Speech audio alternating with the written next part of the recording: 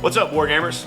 Welcome back to World of Wargaming. I'm Isaiah. Today we're going to be heading back into the city of Excelsis to continue trying to fend off the Vermintide. My little band of heroes has made it, fought through the dockways, made their way through some really nasty stuff in the sewers, and they are coming up into the Ironweld Arsenal's part of the city, where, lo and behold, what are Skaven doing? But trying to scamper off with stuff that's not theirs. Trying to take all the boom powder. The boom powder that we found in the sewers, this is where it came from, so we gotta clear them out of here. So, if you haven't liked, subscribed, or hit that bell notification, please consider doing that for me. It really, really does help me out. And then let's go get into Game 3 of Vermintide. A band of Skaven have laid claim to this Ironweld Armoury, ruined in the wake of Rat Ogre's attack. You must rid this place of the foul vermin before they can take off with too much of the plundered black powder from within. Okay, and here we are set up ready to defend the Ironweld Armoury. Now, in this scenario, all of the treasure tokens that the Skaven have been hoarding out of the armory are right here. They are the defenders, I am the attacker. They cannot pick up the tokens. If at any point in the game I am holding all of the tokens, I win. So there is a chance here, because right now they're at a point advantage. The Skaven in this are at about 1130, 1140. Meanwhile, I am still capped at 1,000. Luckily, I haven't lost anybody. They've brought their ogre friend back from the sewers. We already know he's absolutely terrifying. There's also their shield, which is over here coming from the sewer, which is from the outhouse, which is fitting because they're trash sewer creature people. And I got my shield, which was 6 inches from the middle, and I pushed my 3-inch bubble gyrocopter in the middle, who was back 3 inches from the very middle to put some more space between him and the Rat Ogre. And then my dagger is in this building as far over as they can get, which will bring us to round 1, initiative time. And something that I forgot to do last time before I signed off, I had some destiny levels to roll for. So last time, Marcus, Olaf, and Malachi were my friends who died, so they don't get a chance at this. So we'll go for Kirill. She gets a destiny level. We'll go for Vic. He gets a destiny level. We'll go for Bearden. Nope. We'll go for Samuel. Nope. But 2 destiny levels. I'll take that.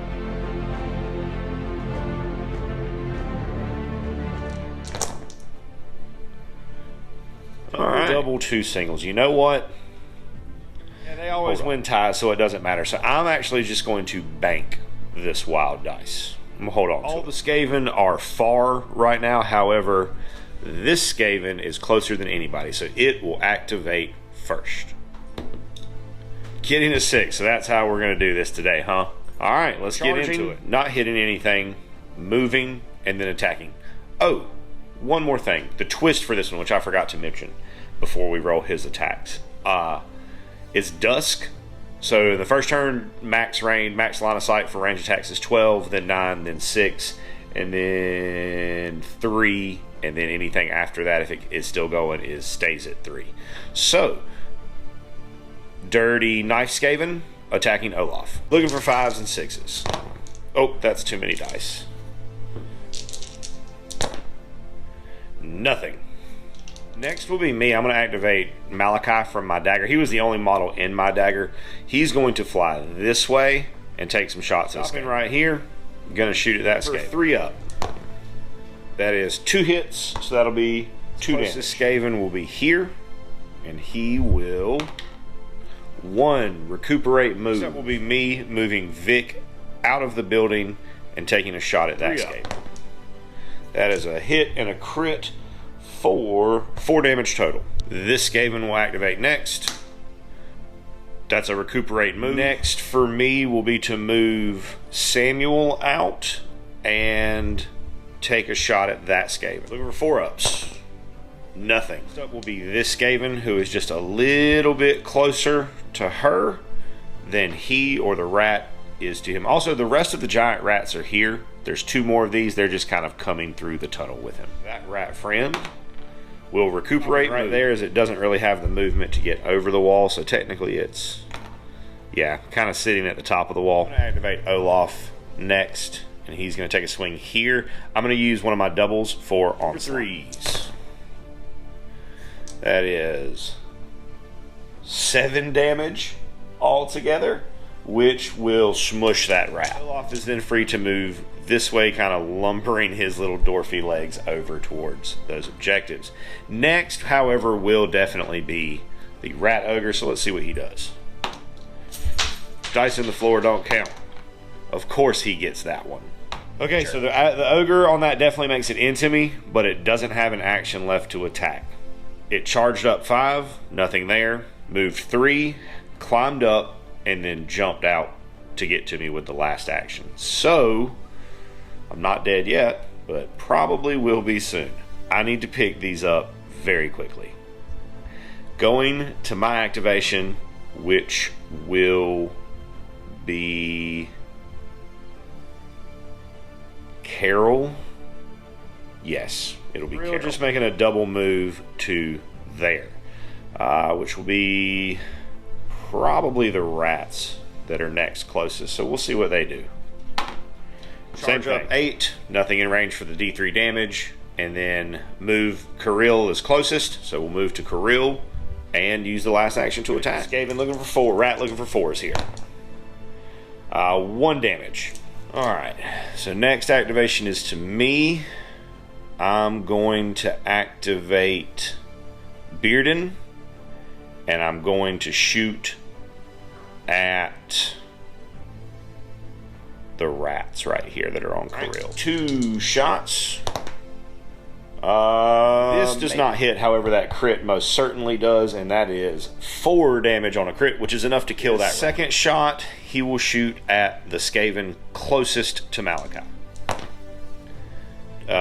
2 hits, so 2 damage. The next Skaven activations will be the rats, because that spot where they're all clustered up together is closer to me than any of them. So that rat right there will 1, recuperate, moving up to right there. Next activation will be me. I will activate Sai, who will attack this Skaven first, and I'm going to use my last double here for onslaught. 4 ups here. Oh, that is a lot of damage. 12 damage. That's shot at the one that was right beside him. That one did not go quite so well. Next up for the Skaven will be that last giant rat, who will recuperate, ending right there. Next for me, or last for me rather, will be Marcus, who will double move. Yes. Double 8 puts me to right there beside that objective. Come this flourish of Skaven, which none of them I don't think are going to be able to actually get anywhere to do anything. So we will want to move all that stuff, and we'll take a look at what that looks like. So for the most part, that group of Skaven just kind of moved across. However, this friend right here did roll the 6. So he charged, moved, jumped through the window of the church, and then came out the other side on Victor. So next will be, that's the end of the round 1, so we'll go to round 2.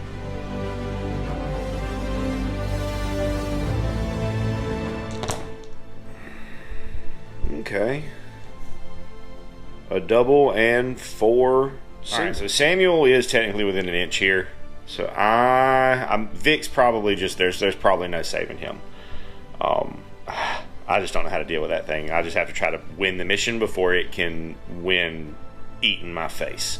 So we're going to disengage here and then continue moving towards the objectives over here. Disengage to here and then move on through that way, which will mean Skaven have the next activation. Also, wild dice wise, I saved my wild dice again. Skaven that are in combat, that are in close, will activate first, and lowest health will activate before higher health. So, and that's again, that's not in the book. That's just the way I do it. That way, if there are wounded models in a fight, they will swing before they die. So in this case, it happens to work a little bit in my favor. So we got 3 attacks coming in. 4 up. So that is 2 damage. All right, I'm going to activate Vic, who's going to disengage, and then probably won't be able to fire, but going to disengage. I want to stay closest to him, but I want to take him out of close range so that he might just like recuperate and move at me and not actually swing at me, but I want to stay close enough to try to kite him a little bit. Disengaging to right here. Now he can see right there, but that Skaven is definitely going to get cover, so it's going to have +1 to its toughness. So I'm going to be looking for 5s and 6s. I'm going to be looking for 4s. Strength 4 on a handgunner's gun. So looking for 4s. That is a crit and a hit for 4 damage. Right, so at this point, everybody's far. Nobody's in range to do their attacks. So this one, who's in far, is a little bit closer to Marcus than the ogre is to Vic. Recuperate and move. He hasn't taken any damage, so nothing to recuperate, and he will move to Marcus. I'm going to activate Kirill next, who's going to shoot at this giant rat/rat swarm right there. 4 3s. That is a crit, which is 3 damage. Yeah, I'm gonna shoot again. Yeah, got to. Okay, so that finishes him off. Big body over here will activate, and he's gonna... Oh, of course he is. Of course he is. So he'll charge Vic. And deal for 1. Okay, that could have been a lot worse. 4 attacks. That right there, just that, is enough to kill Vic, and then he will move. He's closer to Kirill, but it will bring him into engagement with both as he moves that way. Ooh, my activation. I'm going to fly Malachi over here and pick up a token. And next for the Skaven will be this fellow, so we'll see what he does. He will do some work, apparently. Charging to here. That's within an inch, so it will do the D3 damage for 1. Could have been a lot worse.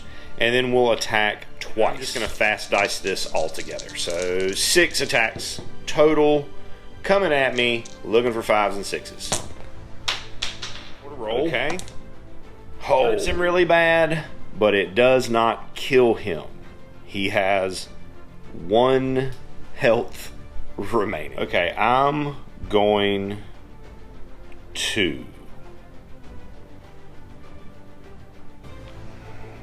disengage Bearden, and then he should be able to take a shot at this game. So we'll shoot right there. Looking for 4s.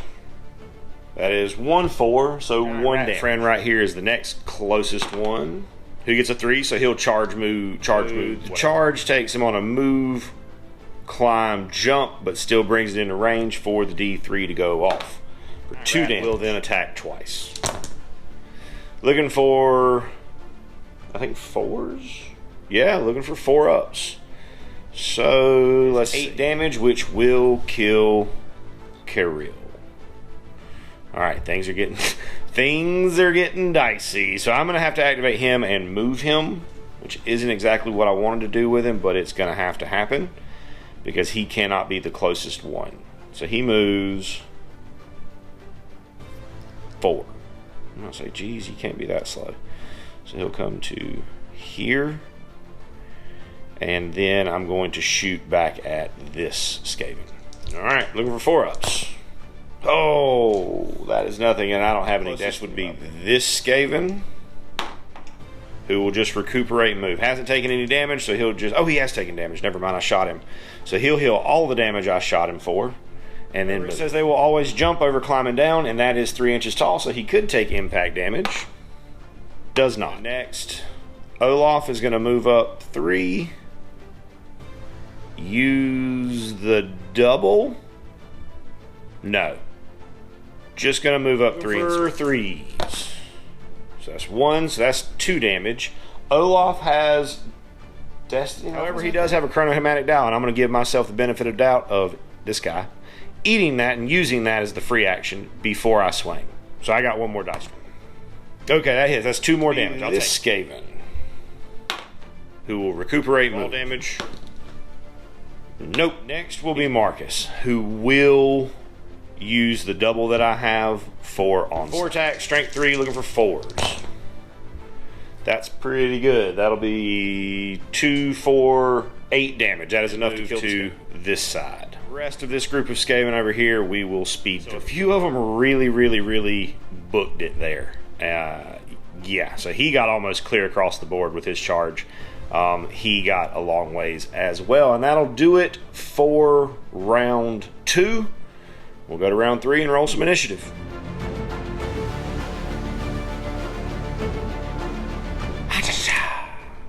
So we got double, 2 single. With my wild dice here, I currently have 3 of them, as we are on round 3. So I will make a triple, and a double. Rats will go first. Giant Rat is closer than anybody else, so we'll see what he does. He will... So he's looking for 5s and 6s. Which he gets none of, so Bearden is still alive. Okay, sweet. I'm going to activate here. I'm going to use my double for onslaught. Looking for 4s, 5s, and 6s. That is 4 damage, which is enough to kill that triple for inspiring presence here. And then I'm going to move towards the objective. All right, so here I got a triple left, which I'm going to use for respite. All right, so that triple will heal him for 6. He's then going to shoot at this Skaven, looking for 4s. 1, so that's 1 damage, and we'll shoot again. That is another 1. The word is just a little bit closer to Bearden here than the ogre, so we'll see what he does. 1, he will just recuperate and move. He hasn't taken any damage yet, so not swinging at me. That's a plus.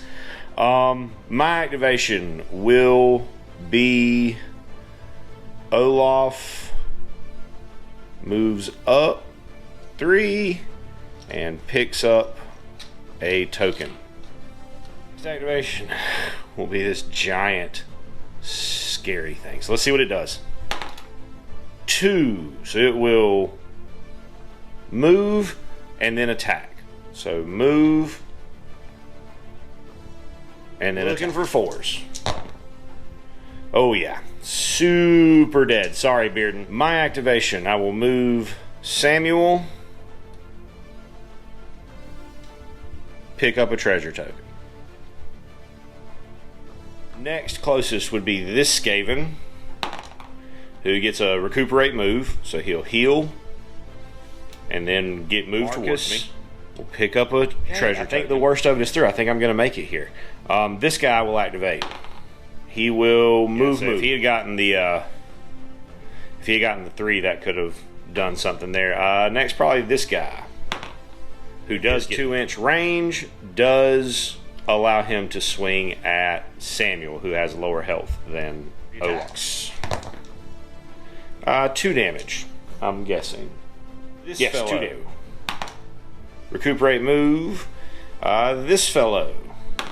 Technically, Malachi would have had an activation in between there, but he's just going to stay where he is. And as the Skaven, as the Vermintide closes in on me, I managed to scoop up the last of the treasures that they had tried to steal, the black powder stores, and I will leave the area in victory.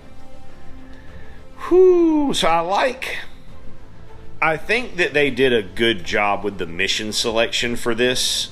I like that they chose a lot of missions that give you, I guess, kind of alternate win conditions, or ways that you can win without having to go the entire game, especially once you get into the later games in the campaign like this one and the next one, where there is a pretty substantial point disparity. It's nice to be able to feel like, oh my god, I don't have to, kill everything on the board to be able to get a victory here. And it still manages to create some really nice, tense solo war game moments. That being said, I am victorious, so let's see what my special reward is, and then let's get into the regular post-game. Holy smokes. So, I get an artifact of power called the Blast Powder Bomb, and it says once per battle, the bearer can use this artifact as an action. If they do so, pick a visible enemy fighter within 9 of the bearer, roll a dice for each fighter within 3 of that fighter. On a 4+, allocate D6 damage points to the fighter being rolled for. That is gnarly against Skaven. Yeah, that's super gross. I kind of wish I had fought the Armory earlier, but that's going to be really, really helpful going into the last. So I do have some rolls to make here. So for Vic, he is going to make a full recovery. For Kirill, she's going to make a full recovery, and for Bearden, who is just barely going to make a full recovery. Destiny levels to roll. So for Samuel, nope. For Marcus, nope. For Olaf, nope. For Sai, nope. And for Malachi, that's cocked. Yeah, Malachi gets a level. Because I'm playing solo, I get 2 rolls on the artifact chart. So we got 10's place, 1's place. First roll, 41. 41 is another chronomatic dial. Awesome. Glad that I found another one of those. It's a really good item. Second roll, 66 is a rune-etched Vambrace. Subtract 1 from the damage points allocated by hits and critical hits to a minimum of 1 from attacks that target the bearer. That's pretty dial is going to go to Olaf. He's going to keep that because it's the best for him. He's one of the heaviest hitters in the team. The rune-etched Vambraces are going to go to Marcus, and the blast powder keg is going to go to Malachi and his gyrocopter because that is just way too fitting of an opportunity for me to pass up. And that, my friends, is going to bring us to the end of Scenario 3. Next time we're here, gathered together for some Warcry, it's going to be the final mission of this solo campaign. Thank you so much for stopping by, hanging out with me today while I rolled some dice. Super, super grateful for that. I hope you have an amazing rest of your day, and as always, my friends, may the dice be ever in your favor. And as always, I'd like to say a big, huge, from the bottom of my heart, thank you to our patrons who support us and pledge to us over on Patreon. You guys are the absolute best.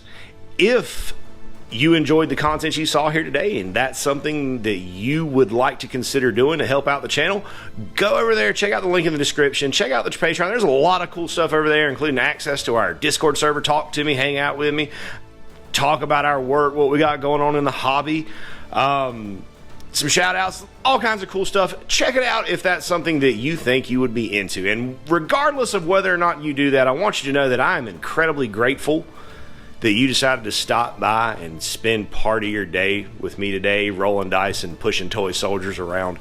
I hope you have an amazing rest of your day. And as always, may the dice be ever in your favor.